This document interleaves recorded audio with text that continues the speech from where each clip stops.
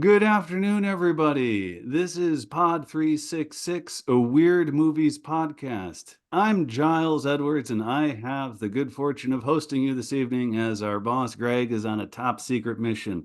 But don't worry, I have some good people here with me. I have Terri McSorley, aka Goregirl, as an illustrious co-host with the co-most, and we have a special filmmaker guest today who's going to sit in and talk about the news, and then we're going to talk to him after that about his movie. So, without further ado, I am very pleased to introduce Richard Burgin. Hello, Richard.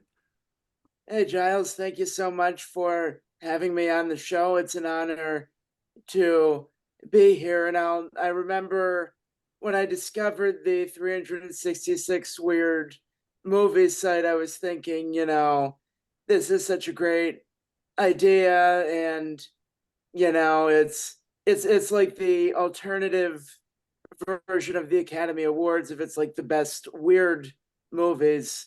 So I'm thinking I want to make a movie that's one of the best weird movies. If not this one, then a different one.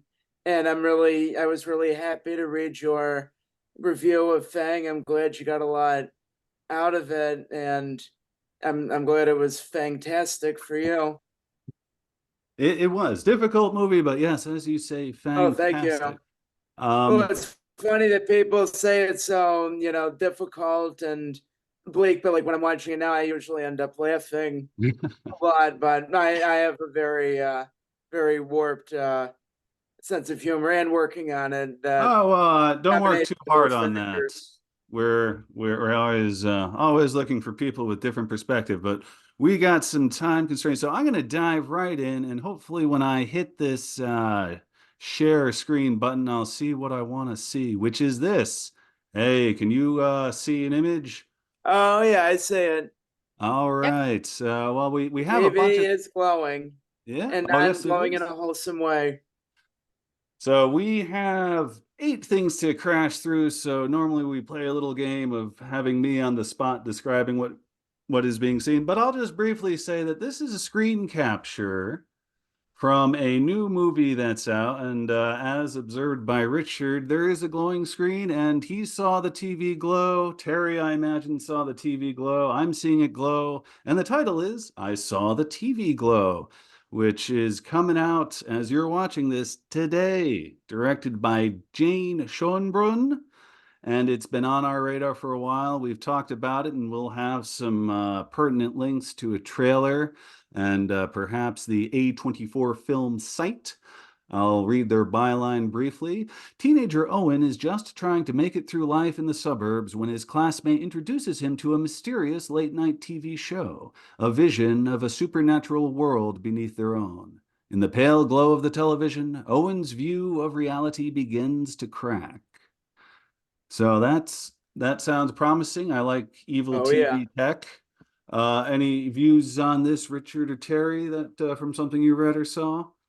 Well, when I saw the trailer, I was getting kind of a Stranger Things vibe from it, although I think it looks like it's set in the present day, but it's definitely using, at least, for the font on the credits, it's that very kind of retro 80s inspired font. And I think it's a great metaphor, the idea of, a TV or any other kind of screen, doing bad things to us because that is kind of what happens. People can get addicted to watching TV or addicted to watching the internet, or the worst addiction of all is when you fall in love with watching movies at home and then you decide you want to be a professional filmmaker. That's the worst outcome. Oh, it's just terrible.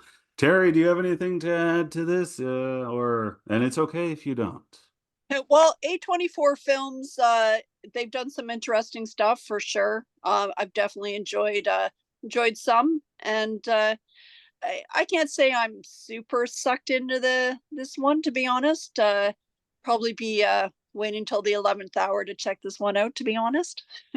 That's fine. I know Fair very enough. little little about it myself, but there's a decent chance I'll end up seeing this, and so I try to keep myself ignorant beforehand.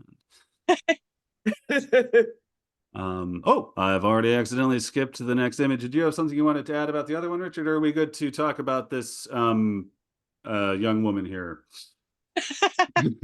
Well, I saw the well, it was kind of funny because my girlfriend and I watched Barbarella at home, like I think it was like late March, without knowing that we would end up be doing 2 interviews about it, because we also have our own podcast, the Citizen Show, which I host with my girlfriend, and we've been meaning to get back into it for a while now. And she wrote the script because she wanted to talk about this movie on our podcast about Barbarella. And then I find out that that's also a topic of discussion on this podcast. So it's Yeah. like, all righty, I better get Yeah. my talking points ready. Well, yeah, no, always good to be prepared. We won't be saying much because we have talked about Barbarella. We have talked about Barbarella quite a bit. We even I think have, it's very unintentionally weird, yeah, that was maybe intentionally. yeah. Oh, yeah, it is on our canonically weird list at somewhat early 122 numbering there from a review. Well, it's about 12 years old now, so we obviously know the merits of this oddity, and we're just mentioning it briefly today to tell you that the limited special edition 4K Ultra HD disc is no more, I think, except for aftermarket. But don't worry, there is now available widely for your consumption the 2-disc standard special edition 4K Ultra HD copy of Barbarella, where you'll be able to see all the pretty colors sparkle and shine, and of course, the lead actress in probably the highest yes, Ms. Fonda, the highest definition we could hope for from a movie from Oh what, yeah. 68, I think. No, I Terry? mean, it looks pretty great, for being Yeah. filmed, I guess, in late '60s. It's pretty, and I think it's like it was kind of ahead of its time, but it was like totally, like, very much a movie that would come out in 1968. Oh, yeah. Oh yeah. Terry, do you have any quick remarks about how relieved you are that we can all get the standard special edition without the surcharge? Yeah, I'll be swiping right on this one. Will not pick this for my collection, although I do like 4K John Philip Law. That is more than fair enough.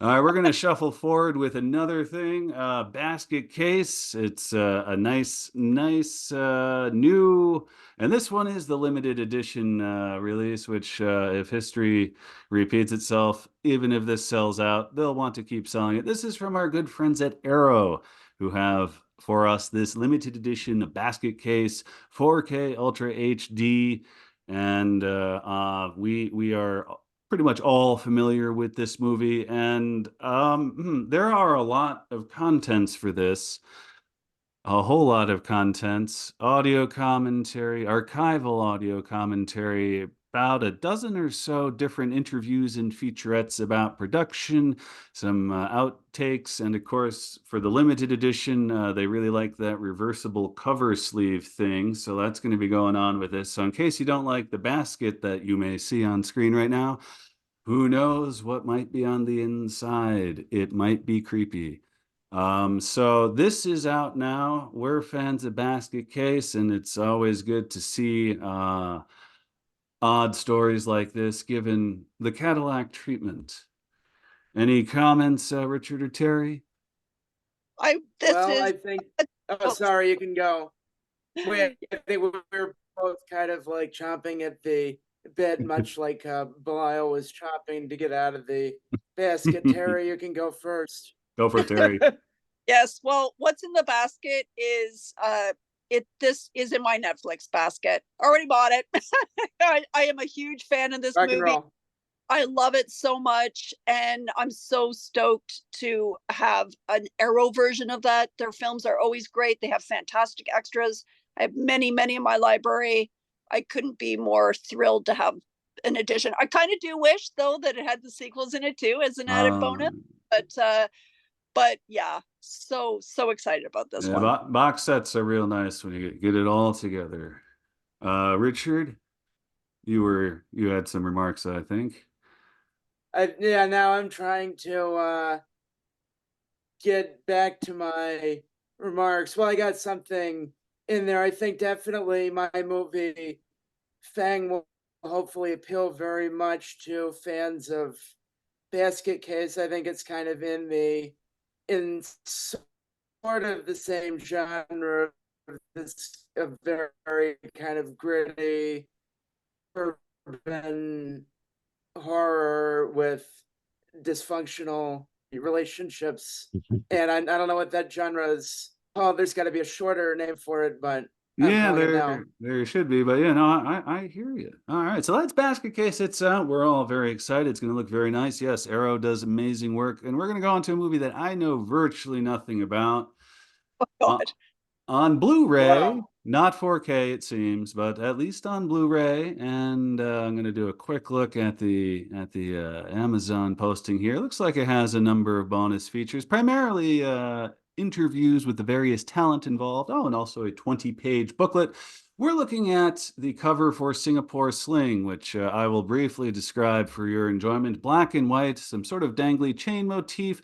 There's about 2/3 of the lower part of the face of looks like a woman tilted back with a ball gag, with the twist being it's an eyeball gag. So It's like uh Clockwork Orange, yeah, Alex's yeah, conflicts. some bondagey visuals going on here, and of course, you know, an eyeball in the mouth of a young, possibly eager woman. It's impossible to say from the lack of eyes of the woman here, although I guess that could be hers. I don't know.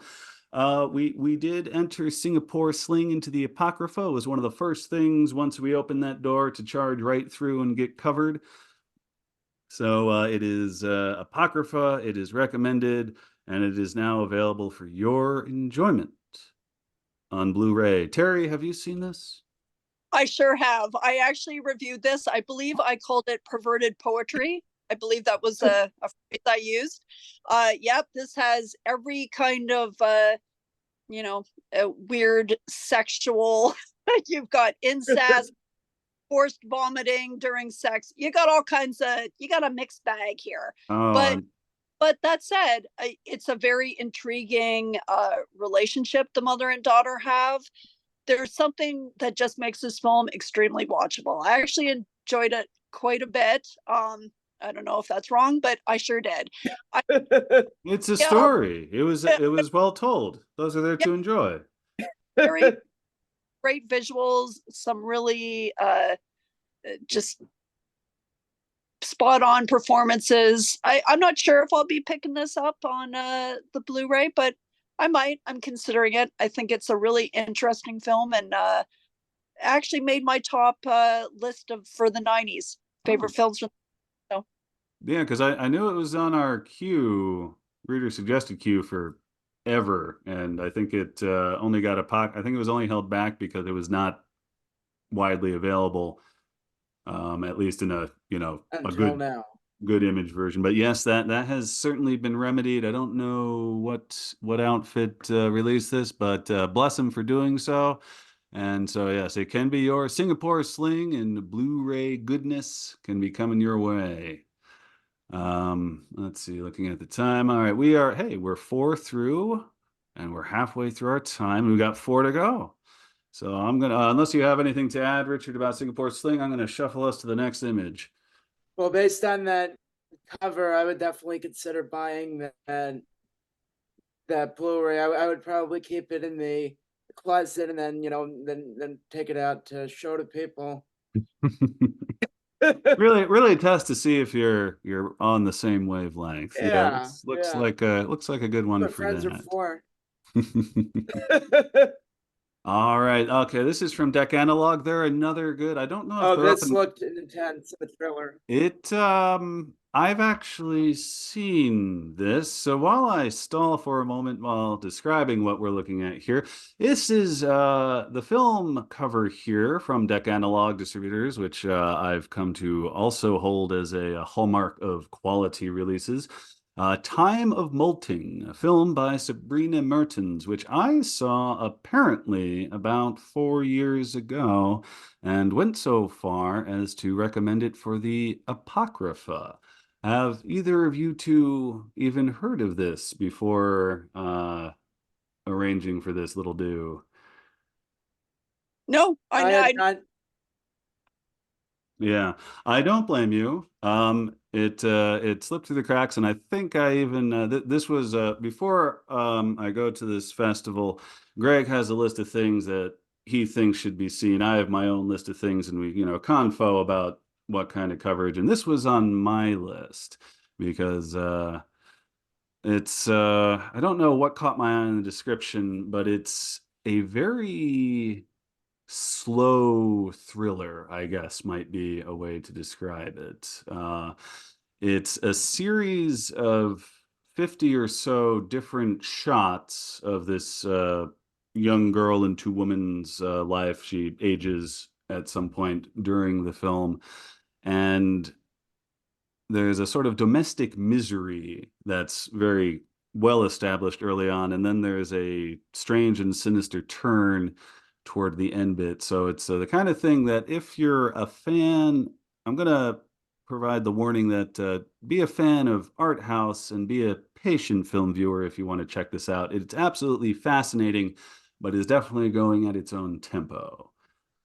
Um, so that is now available on Blu-ray, which is good because I think this deserves a wider audience than it's gotten. Because as I'll reiterate that neither of you should feel awkward for not having heard of this because I don't think most anyone has. But my review is up. We'll have links for the DVD or excuse me, the Blu-ray and slowcore psychological thriller fans will have a treat with this one. So that's pretty much all I got to say about that. I don't know if either of you read anything in your pre-meeting research that caught your eye, and again, if not, problem. It did look interesting just based on the trailer. I did not read further. I mean, I've enjoyed some German films uh, from that looked in the same kind of vibe as this. So yeah, I like your description. Definitely interests me. It looks very intense, very dark, very German. And I can make jokes about German movies being bleak because I'm part German, so I can Sure you are, tell it Herr like it Burgin. is. Yeah. Der Schwarzreich. Oh, I'm not sure I think that means the Dark Empire. something. The Dark Empire. There you go. Der Yeah. Schwarzreich. So Time of Moulting. Some of you, I know a postman in Wisconsin who will want to check this out. I'll have to shoot him an email about this. So that is number 5 on our list. Now moving forward to this oddity, which I believe I'm entering territory that I'm only as familiar as I got to be with the trailer. This is advertising the underground film, The Absence of Milk in the Mouths of the Lost. Directed by, I'm going to guess, Case Esparos. And my apologies to the filmmaker if I mutilated that. I took French, not any of the other Romance languages, so I'm doing my best here. Did you two get a chance to check out the trailer for this one? Yep, I sure did. What'd you think, Terry? Or Richard, whichever. Yeah, either of you it, have it looked wacky. I really dug the imagery of the milkman praying at the bed with the mannequin in the background there. It looks I had to say I have no freaking idea what this movie's going to be about. Yeah. But I'm digging. I love the weird. That's why I do reviews. Like find a time for 366 weird movies. It looks weird. Looks like a perfect film for us. Yeah. Did you have any takeaways from the trailer, Richard? Well, I'm with Terry. I have no idea what's going on. It looks like some kind of cow apocalypse, but I'm all for it. Yeah, yeah. The opening shots of that trailer, it's probably the most sinister I've ever seen. Cows just standing around. Apocalypse cow. Yeah, so this is, yeah, there was a couple blurbs from it. John Waters had good things to say about it. He remarked it being a genuine voice from the underground, and frankly, as mainstream as he's gotten, he'd still know a thing or two about that. Oh And yeah. the other blurb, I don't remember who said it, but remarked on it making its own mythology and the filmmaker being in their own lane. And I sort of got vibes, and they might be optimistic ones here. I'm not sure if either of you are have seen the movie Begotten, created by Elias Merhige. That is what I think of first and foremost when I hear phrases like "in their own lane" and creating their own mythology. And considering the cryptic nature of the imagery, cow and cow adjacent in this in the trailer. I'm gonna let myself hope that this might be one of the strangest things I'll see this year, because it has just been released on Blu-ray as of 3 days ago, as you're watching or listening to this podcast. Very cool. Yeah, so that was a cool find. I do like how Greg does the legwork for this, and I just sort of can look at this menu that he so kindly puts together each week without having to hunt for anything on my own. But all right, we are going to tip forward again. This was another very differently weird looking film. Jobe'z World with Jobe apostrophe Z. Is now out on. Yes, it is also very recently released on Blu-ray. Did you two get a chance to see what might be up with Jobe'z World? Well, I did watch the trailer. Again, Me yeah, too. weird vibe. Weird. Job has some issues. Yeah, definitely a sort of a grittier vibe than the weird vibe from the Absence of Milk movie. Very urban, and it looks very dialogue heavy, but the dialogue in question raised a lot of issues that I'll be interested to see if they are resolved in the film. I'm going to see if they have a quick summary for this one. Okay, yes. Job, a mysterious middle-aged rollerblader, spends his days selling drugs to an eclectic mix of downtown weirdos. All right, so far so good. When he gets the call to make a special delivery to his favorite actor, he's completely starstruck. What starts off as an exciting encounter with an A-list celebrity quickly devolves into a nightmarishly comedic train wreck when the actor dies and Job is forced to flee into the night. Afraid and confused, he blades around the streets of lower Manhattan, dodging paparazzi, police, a cinephilic doomsday prepper, a disturbed comedian, heartbroken superfans, and his raver roommate.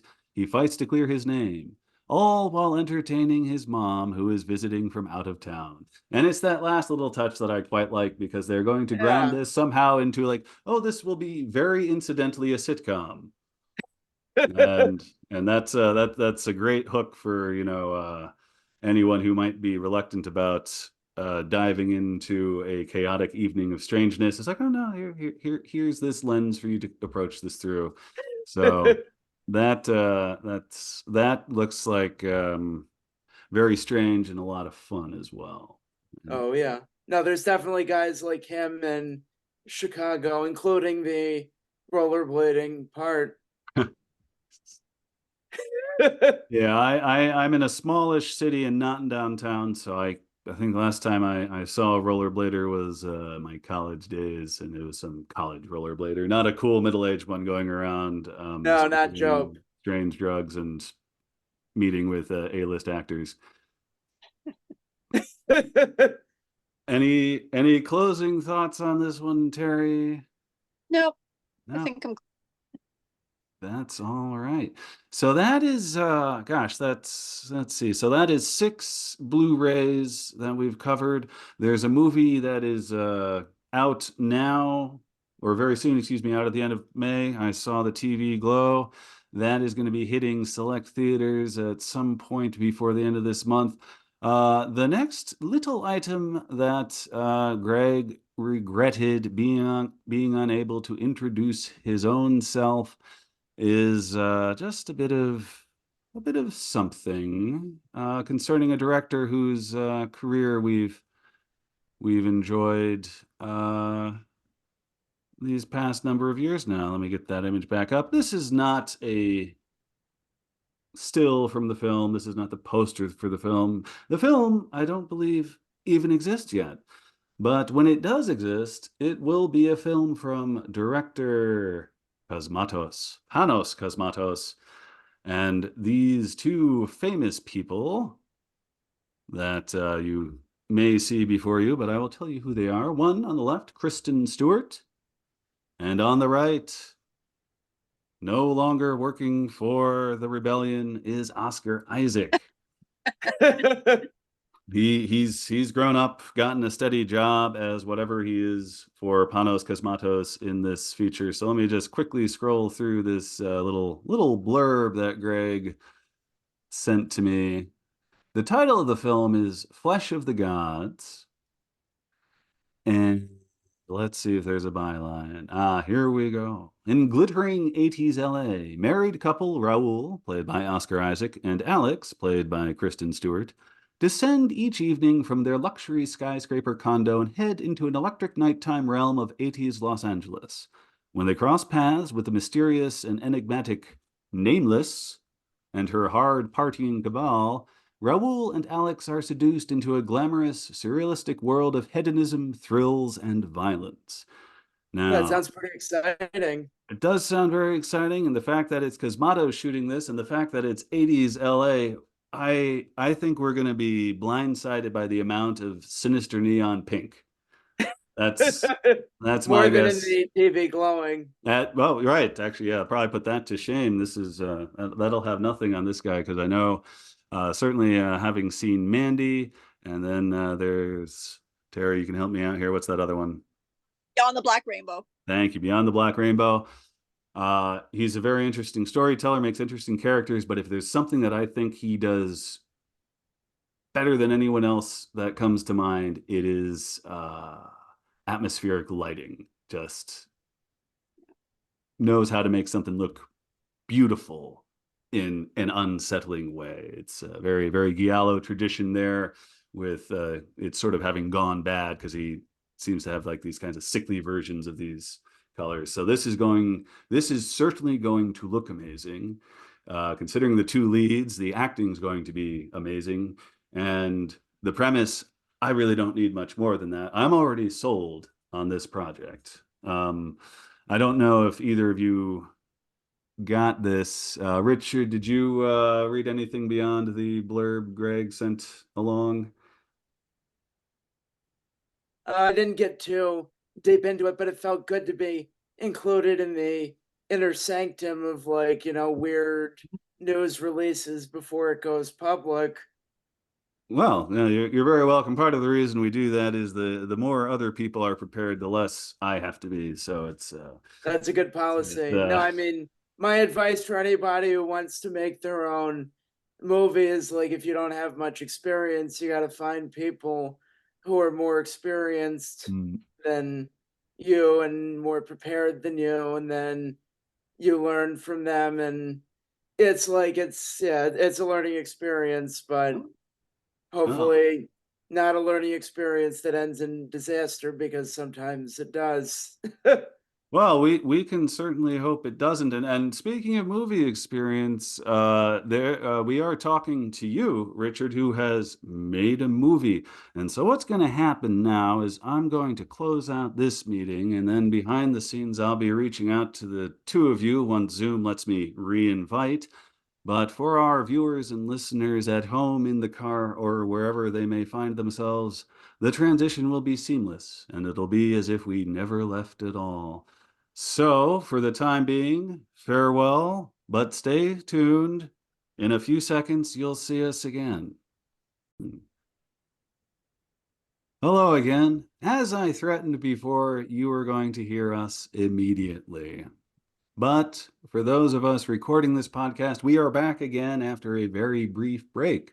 Of course, with me is Goregirl, Terri McSorley, 366er extraordinaire, among other horror-focused items that she devotes her time to, and of course, Richard Burgin, who was a gameful guest with us for the first half, and we're going to focus on him and his work, and in particular, the film of his that caught our attention, the 2022, let's see, we'll call it a domestic melodrama, we'll call it a kind of creature feature, we'll call it an unlikely story in a small apartment. The movie is Fang, and directed by Richard Burgin. Did you write it too? I did. I wrote the script in 5 months, and that was actually pretty fast by my standards. I think I felt very inspired, and a lot of the inspiration for Fang came from experiences that I've had and from my own family experiences. Like you can point to what you think might be some of the craziest scenes or some of the weirdest scenes that unfold in the Cochrane family, which is the main focus of Fang, and I can tell you where it came from. Well, let me ground our listener viewers briefly in case they haven't seen the movie or read the review. I'll read my plot line. Billy lives with his Parkinson's-stricken mother. His dispiriting routine is interrupted by a rat bite, which seems to catalyze an unnatural change in him. You mentioned just now that this is drawn extensively from your own life, and I guess I may want to kick off with what is broadly the background for this film, and what inspired you to make these stories of yours into this story of Billy's, this movie? Well, that is an excellent question. And there was a time, this was about, I think, probably 7 or 8 years ago, when I was living with my dad, and the conditions in his house were deteriorating because he had Parkinson's. And so things were getting very filthy at home. And we started to have kind of this infestation, only it wasn't a rat infestation like it was in Fang. It was a brown recluse spider infestation. And so I was I was using the bathroom at home. So there was, and I Uh, so close, and it could have bit me. It could have bit my foot. It could have, done any of these things. And then so that started giving me ideas, when you have this venomous creature kind of living with you as your roommate. And I was thinking, yeah, sort of reluctant to I reluctant to was interact with thinking, it. So originally it was a spider.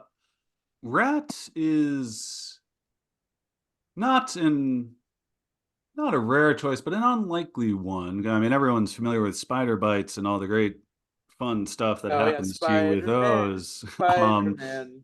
Uh, you changed it very clearly to a rat, and there's some rat motif, and indeed, this is a good segue, I think, into what Billy is about, because he obviously has this encounter with the rat, and that's doing what that may or may not be doing.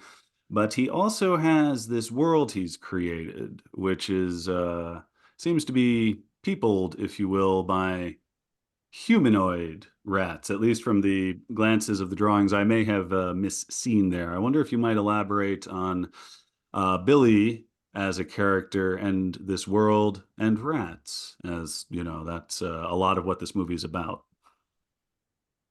Well, the fantasy world idea for Fang to have Billy be drawing that in his spare time, that was inspired by somebody I knew, my friend Aubrey Thorne, who also did the illustrations in Fang for Billy's Fantasy World. But what I was thinking of with that, with the Greixians, is that, it's kind of showing how even in the beginning of the movie, since the first scene in Fang, the first time we see Billy is he's alone in his room drawing these creatures. So I wanted to show right away that this is Billy's world. He is detached from the real world, but we're going to be in Billy's world for the time that we're watching Fang. And that's definitely the most significant dialogue that Billy has in Fang, because he doesn't actually have that many scenes where he has a lot of dialogue, but then he gives like a 3-minute long Yeah. monologue about his alien world, the Greixians. And most of the audition videos I got sent for Fang, the actors wanted to perform the Greixians monologue. That's like his "I could have been a contender" moment. Yeah, that's a perfect. Yeah, no, it's a great scene and Oh, really thank you. indicative that there's a real depth to this character who is otherwise just living a sort of numbing misery from, moment to moment with a crummy job, with a crummy boss, and a mother who very obviously loves him but has reached a state of detachment from her old self, I guess, might be a way to describe that. And I Well, it know, gets less obvious that it's a loving family as the movie yeah, goes on. things get unearthed. Terry, did you have any questions or observations either about Billy or the mother, who was a very fascinating character? Well, yeah, the mother is amazing. I am a Oh, huge thank you. I am a big Lynn Lowry fan. Actually, I'm actually going to go see her this weekend at Shockstock in London. Oh, nice. A great, I think, 70s beauties with a lot of talent. She was in so many amazing films, and I wonder how you came to choose her as your lead as the mother role. Well, I didn't choose Lynn. Lynn chose me. There was one day where I was like on social media, and this is while I was still writing the script for Fang, so it was in a very, very early stage. And then I just kind of posted a comment offhand, like, I'm going to be making a movie, or I want to be making this movie. And then a few hours later, I checked my messenger and I saw a message from Lynn Lowry saying, "Hi, Richard. I saw that you're going to be making a movie. I was wondering if you have a role for me in it." And I was like, oh, yeah, you bet I do. Yeah, of And course. and That's actually, it was originally going. Oh, thank you. It was originally going to be Billy's dad that had Parkinson's, and the mom was going to be more of a peripheral character, since I was kind of in my family, my dad was the one who had Parkinson's, so I was basing it on that. But then after Lynn expressed interest in signing on to Fang, I was like, okay, Billy's dad is dead. It's just going to be mother and son now. So I started rewriting the script for that. Wow. yeah, for sure. I would rewrite a script for Lynn Lowry every day of the week. Yeah. I really love the scene where she's in the bedroom with you. It's an awkward scene where she sort of makes advances on you, thinking that you're actually your father, I think. Because I But think just that's making very advances on Billy, thankfully. yes, Not yeah, on me. That's one thing that yeah. Sorry. I think that that's actually from having dealt with some own family that has dementia. I think that was a really accurate. One thing that happens is they become their younger self basically, so they think that you're their friend from high school, or that you're their husband and or wife. Dementias, because I know Parkinson's dementia, they go hand in hand. They can. And so I really thought that was such a great scene. It was very oh, intense. yeah. Loved it. And Oh, really, thank you. yeah, just excellent. Which, yeah, I guess slides nicely to the question. Obviously, when you hear from Lynn Yeah. Lauer, what's that? Thank you. I think Um, one of us got frozen. Let's I guess we can wait a few seconds for it to unfreeze. It's kind of the crazy springtime weather, because yesterday was a beautiful sunny and warm day, and it was a day where I passed out Fang business cards to some of the different colleges and small oh, businesses around here in Chicago, kind of a guerrilla marketing campaign. And so I was feeling so good, because it's usually cold here. And it's like beautiful, sunny, warm, spring is here. And now it was like a hailstorm yeah, I hear Chicago today. has a season called False Spring, which I guess you might Yeah. have been enjoying yesterday. Now, I was going to go into the question because obviously you cast Lynn Lowry whenever you can. How did you get Billy? Like, how did Dylan LaRae come to your attention and convince you that he was the guy for this? Well, Dylan was not somebody that I had met before I started working on Fang. But my original idea was is that I wanted to play Billy myself, since I was drawing from some of my own experiences. And Terry, I'm really sorry that you had to go through some similar experiences to this. I was going to say that before I got frozen. So what happened was is that I was thinking then, I wanted to play Billy, and then my producer Robert Felker kind of talked me out of the idea, because he's saying, you can't be doing all of these things at once. It's too much for you. And I know myself, I have kind of I can be kind of prideful and egotistical. So I was thinking, I want to prove that I can do it. And then one night I was kind of lying awake in bed, and I was thinking, holy shit, what have I gotten myself into now? So I put out a casting notice on backstage.com to look for actors to play Billy. I got about 100 submissions. And what really stood out to me about Dylan's audition video is that he mostly did a non-verbal Uh, audition. He really captured the physicality of Billy, and most of the actors wanted to do the dialogue, but there's not that much dialogue. So I think that was what really sold me on Dylan. Yeah, I can believe it. Yeah, I found him very convincing Oh, thank you.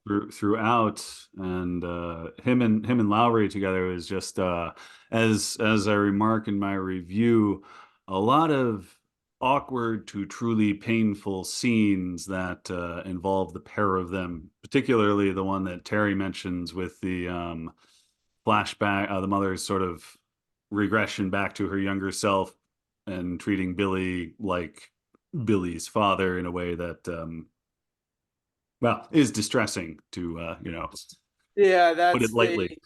I think that's when it officially becomes like a horror movie, because up until that point, Fang is more of like a family drama with rat bites.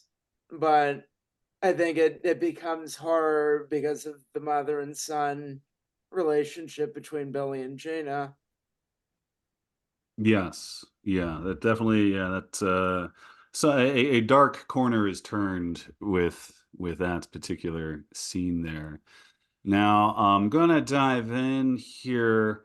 The mother suffers from Parkinson's, and with the character Billy, and reading up on your bio and knowing the kind of people I've come to know, it was refreshing for me to see a sympathetic but not dismissive depiction of an individual with autism. And Oh, thank you. your IMDb profile indicates that you yourself are somewhere along the Very high functioning. It's yeah, high functioning. Yes, there. That's you've made a motion picture and seem to have a a lot more videography history projects. of awareness raising for this state of mind. And I just try to make it look very impressive what I write in my professional bio. it did But sound yes, I am involved in a lot of projects. so is did you I know you obviously you have your personal experiences of people were there any films or performances that influenced perhaps the way you wrote or directed the presentation of someone with this condition, either for Billy's condition or for the Parkinson's for the mother? Because I know there's reality which you've experienced, but there's like translating that into, I guess, a relatable fiction might be how I want to describe that. Well, that is a really good question. I will say that that's one thing that I do for the movies is that I want to take like anything that I can somehow relate to, and I want to make it worse for the movie. I want to make it more dramatic and intense and darker and more sinister. But I think it's always good to have something to draw from that I've personally experienced that I can connect to with the characters. And I've certainly had my ups and downs in terms of my own mental health. I actually got to stay at a mental hospital after I finished making Fang, so it kind of that unintentionally predicted an aspect of my Oh. life that I didn't know would be coming up in the coming year. But that was very educational, and I've learned a lot. Is like when you're a little bit bipolar like me, you kind of have to ride the manic waves, and you get a lot of stuff done Mm. when you're manic, and then when you're when you're going down, then it's just like, all right, just time to take a relaxing day. But I figure, Billy doesn't have that kind of awareness of himself, and Gina certainly doesn't have that kind of awareness Yeah. of herself. And I would definitely, when I was a teenager, and especially when I was in my early young adult years at college, I was pretty depressed. So I spent a lot of time watching movies alone, Travis Bickle style. So I try to draw from as many different movies and influences as possible. I figure if you're just ripping off like one movie, then that's plagiarism. I'm ripping off every movie. You, you're taking advantage of a tradition is what you're doing and Oh reinforcing. yeah. That's what you're doing. No ripping off. Yes. No, I would say Oh inspired. yeah. I think we're inspired by the things we watch. Oh yeah. That's all. But Absolutely. yeah. Absolutely.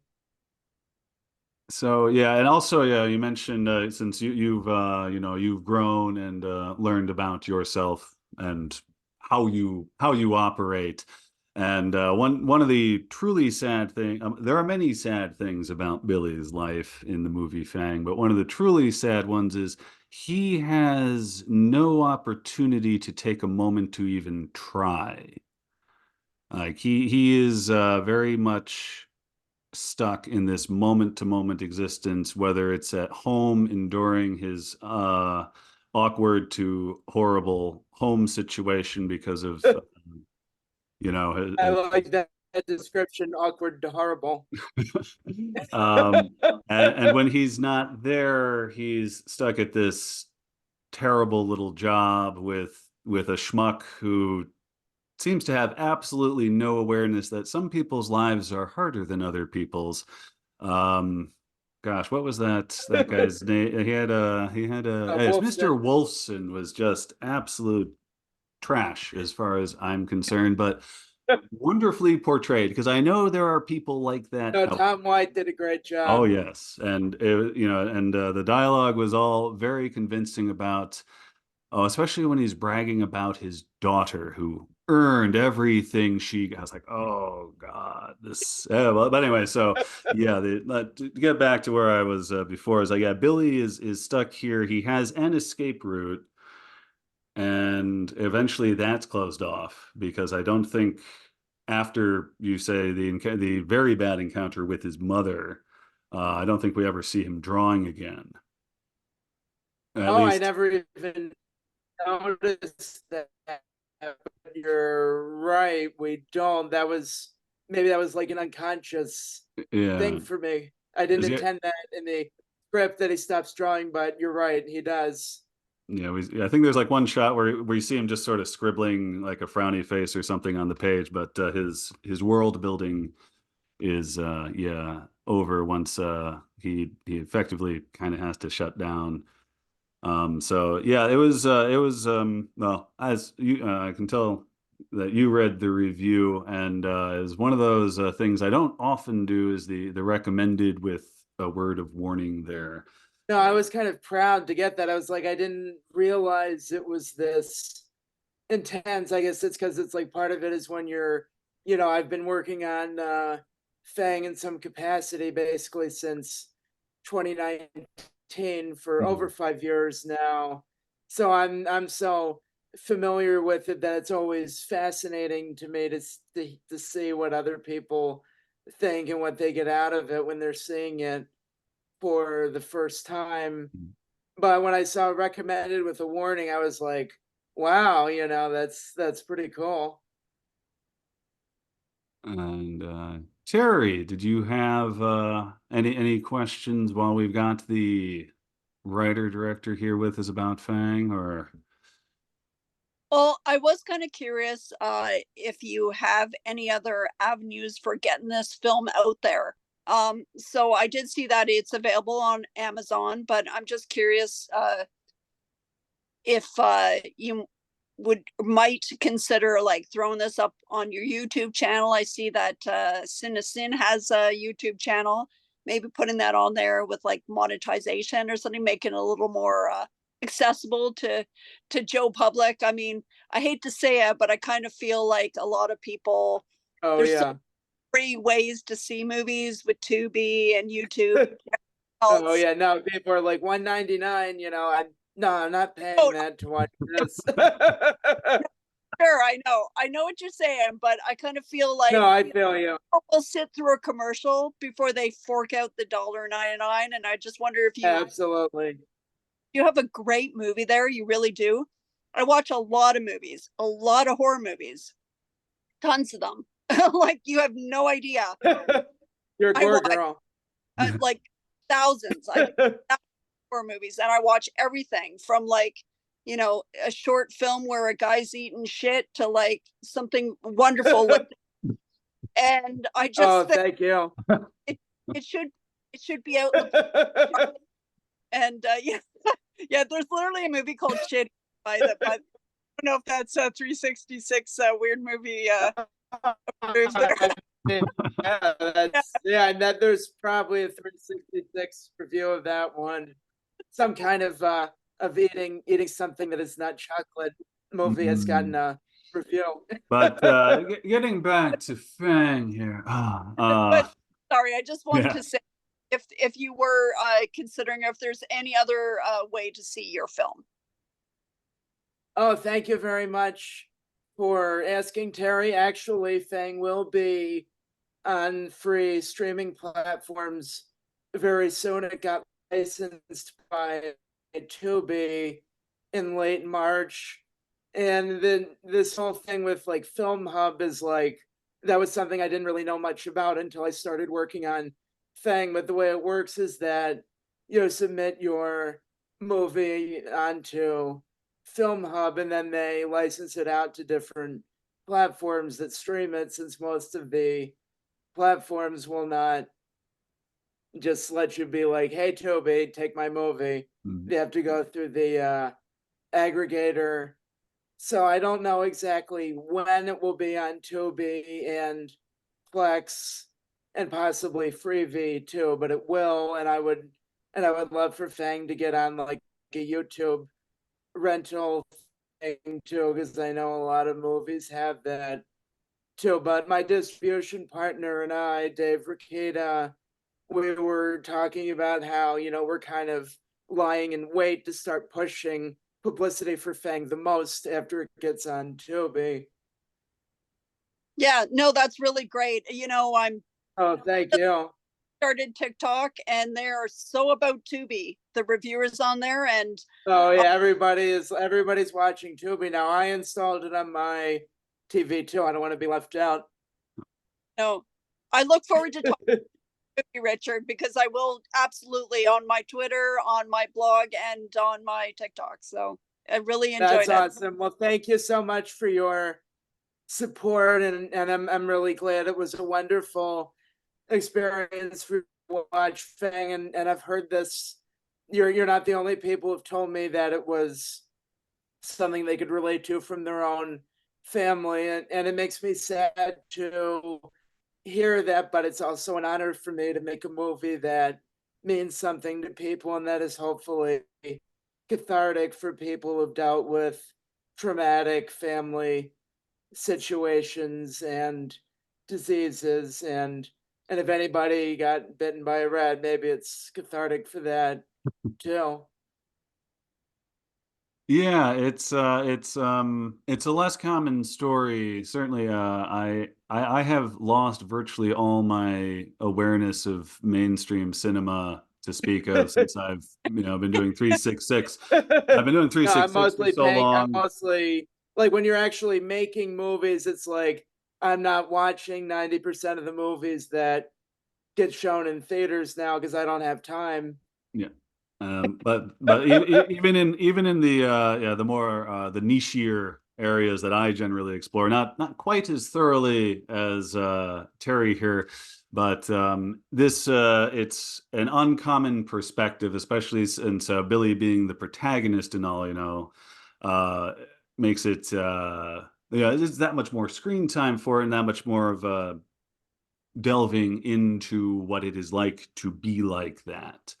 And I've had the good fortune of knowing people who aren't in the, shall we call them, sort of cursed domestic circumstances of Billy, but with that sort of frame of mind, the sort of the quiet enthusiasts, the you know the people who have a layer between them and the rest of the world, as as a necessity or as a preference, but once you are once as a a third party allowed to see below that, you can enjoy the truly rich point of view that they have. And so having this as the prime character, there's barely a scene without him. It was just really great for me to see that because I virtually never do. Which isn't a Oh, question. I thank guess that you. was a long compliment there, but Oh no, I mean long compliments are always appreciated, long or short compliments are really good. And I want to compliment you guys too. You've been asking me some really great questions, and when you do enough interviews, you get some questions that come up sometimes where I already have my answer mentally prepared before the question is finished. But you guys asked me some very different kinds of questions, and so I'm grateful for that, and I'm grateful for everyone who's interviewed me and everyone who's watched Fang or has been interested in Fang and my work. It really means a lot to me. And, I just want to say thank you. Thank you very much. Well, before we sound too much like we're wrapping up, you're welcome, of course. You said your work, we talked a little bit about your current Fang plans for distribution. Do you have any new projects, in the pipeline? Either thoughts of one, some script written down, whatever the stage, anything you can or care to talk about that might be forthcoming? Well, I have talked about my new projects a little bit before, but as I'm getting closer and closer to being on set again, I don't want to reveal too much because I kind of want to catch people by surprise. And I Mhm. will be on set filming again in early June for a short film that's going to be part of the Symbolicus anthology, which my friend John Joseph Dunn is working on with Marcus Cook. It's going to be really good. I have a very creepy and weird script written for my short film, and I have several different. I have two feature films. One of them I have the script finished for, and another that I'm working on the script for now that I'm going to be writing and directing, and I've been getting more actors interested in it. So hopefully that's going to be very appealing to anyone who enjoyed Fang, and hopefully even people who didn't enjoy Fang. I want to grow my audience. That's right. Oh, excellent. That's great to hear. Oh, thank you. Yeah, Symbolicus Anthology. I'll keep an eye out for that, and I can bet Terry will too, from your brief description there. They will definitely And so we're not be rush, great. and so we're not rushing through. Terry, did you have any tail end questions here, or may I dive to our final insightful scoop getting question with Richard? Yep, please do. All right. We are getting toward the end of this, but before we go, something we at 366 like to ask every filmmaker, actor, producer, however they want to describe themselves. This question being, what is your hometown, and can you recommend a restaurant there?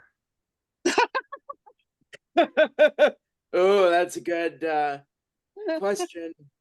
Well, I was born in the town of Westchester, Pennsylvania. I have not been back there since I was born.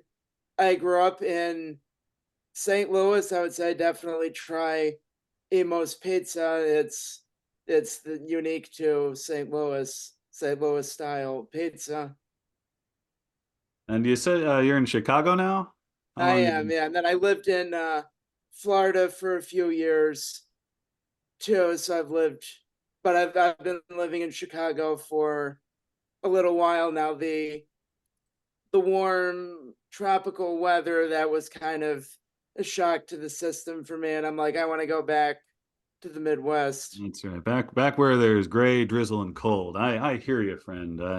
I'm all about that myself. You're living in Chicago though, and you haven't found a good pizza joint? Isn't Chicago known for pizza?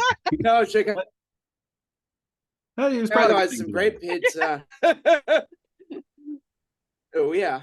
that. Okay. Yeah, imagine, yeah, in Chicago, you just sort of fall into the street and you've landed in a good pizza place. So it's, Yeah. Oh yeah. No, I mean it's a like I would totally be overweight if I hadn't lost weight from the stress of filmmaking.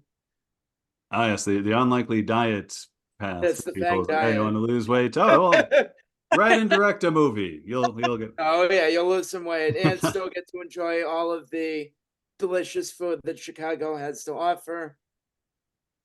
Well, that's excellent. Well, thank you very much, Richard Burgin. Thank you for co-hosting Oh, with thank you me, so much. Terry. Richard Burgin is the writer-director. He's got some projects in the pipeline. We've reviewed his movie Fang. I'm a fan. Terry was a fan. Wonderfully intense thing going on there, and it has been a pleasure to chat with you, both in the interview and being a good sport with us for the weird movie news of the week. So thank you, Richard. Oh, thank you, Giles. Thank you, Terry. It was a wonderful experience for me to do this interview, and I look forward to more weird and shocking surprises for you guys to review in the future. Excellent. Well, we'll keep our fingers crossed. We've got less than a minute, so I'm going to hit the stop button. Thank you, listeners and viewers, and be sure to subscribe, like, and all that stuff one does when promoting a podcast.